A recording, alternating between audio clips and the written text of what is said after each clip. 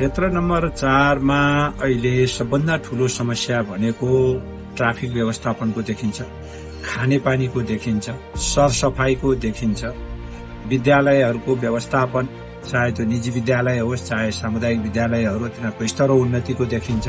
त्यसैगरी स्वास्थ्य क्षेत्रमा निजी संस्थाहरूले मनपरी ढंगले स्वास्थ्य सेवामा दिइरहेको समस्याको समाधान, तिनीहरूलाई रेगुलेट गराउने कुराहरूमा देखिन्छ।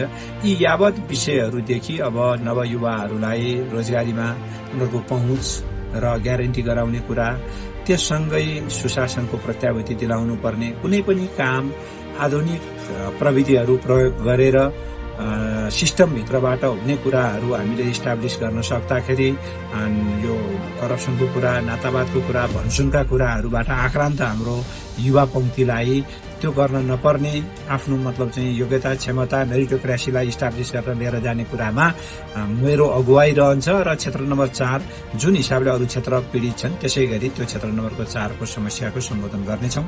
यहाँ अथाह सम्पदा छ, पशुपतिनाथदेखि बुढानीलकण्ठदेखि मैतीदेवी मन्दिर, भगवती बहालदेखि थुप्रै मठ मन्दिरहरू, चाबेल स्तूपदेखि थुप्रै बहालहरू रहेका छन्।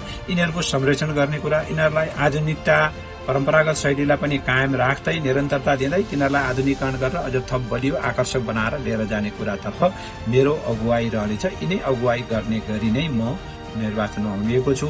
नदीहरू अत्यन्त प्रदूषित भएका छन्, तिनीहरूको सरसफाईको कुरा र तिनीहरूलाई व्यवस्थित हिसाबबाट अगाडि लाने, बस्तीहरू अव्यवस्थित भएका ठाउँमा बस्तीलाई व्यवस्थित गराउने कुराहरूमा समेत मेरो अगुवाई रहनेछ।